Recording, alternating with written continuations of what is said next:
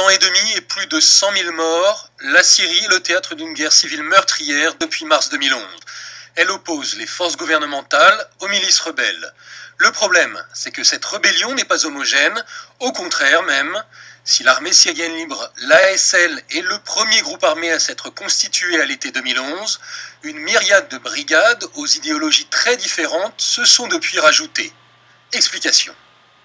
La première force en présence, ce sont les nationalistes.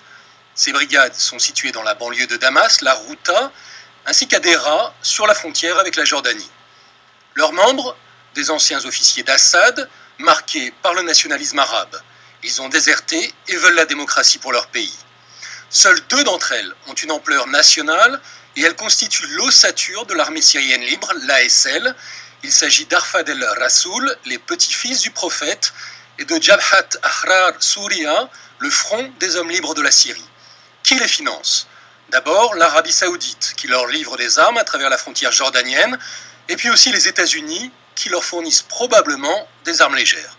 Voilà pour les brigades fidèles aux objectifs initiaux de la révolution. Mais il y a également, et c'est la deuxième force rebelle, les islamistes. Ceux-là sont plutôt modérés et on les trouve dans certaines des brigades les plus puissantes de la rébellion. Leur discours, une rhétorique religieuse classique, assez proche de celle des frères musulmans, lesquels se sont ralliés aux objectifs démocratiques et pluralistes de la révolution. Les brigades islamistes, qui font partie de la coalition nationale syrienne, la maison mère de l'opposition syrienne, se trouvent à Alep, à Idlib et en banlieue de Damas.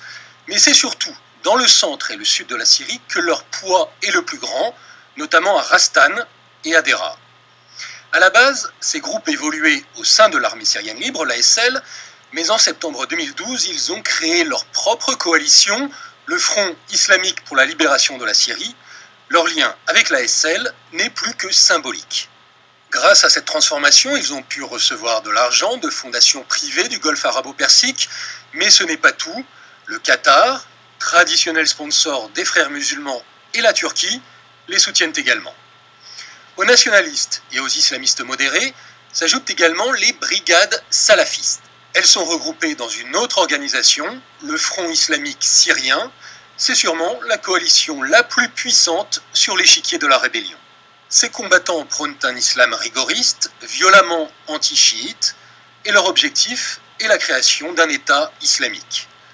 Côté argent, ils sont financés par de riches mécènes koweïtiens, et ces groupes sont dominants dans le nord de la Syrie, à Idlib, Alep, Hama et Raqqa, ainsi que dans la chaîne montagneuse du Djebel Akrad.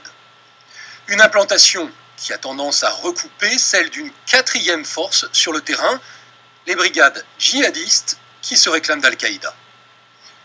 Dans leur rang, on trouve d'abord la brigade Jabhat el-Nosra, créée depuis 2012 par des émissaires d'Al-Qaïda en Irak. Ses membres sont pour la plupart des djihadistes syriens. Ils sont seulement quelques milliers, mais se distinguent par leur discipline, leur ardeur au combat et leur pratique des attentats suicides. On trouve également chez les djihadistes l'État islamique en Irak et au Levant, qui est en fait le fruit d'une scission au sein de Jabhat el-Nosra. Là, on y trouve au contraire essentiellement des djihadistes étrangers qui n'hésitent pas à imposer leur discours obscurantiste aux zones passées sous leur contrôle. Une attitude qui entraîne régulièrement des affrontements avec l'ASL. Les brigades de ces 2 groupes sont situées dans le nord, autour de la ville de Raqqa, et dans la vallée de l'Euphrate. Elles profitent de la porosité des frontières entre la Turquie et l'Irak pour être fournies en armes et en hommes.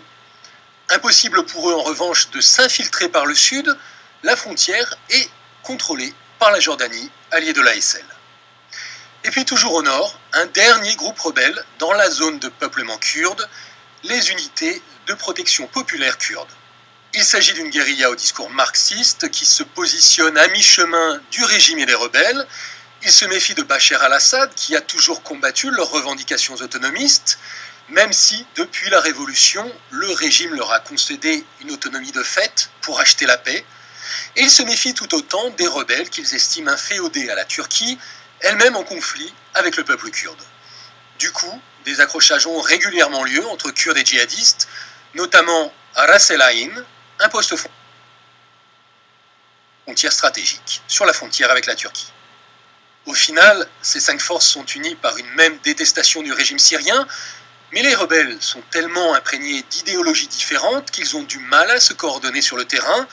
Malgré les tentatives d'unification de l'ASL, les rebelles peuvent aussi bien se comporter en alliés qu'en concurrents, voire en ennemis.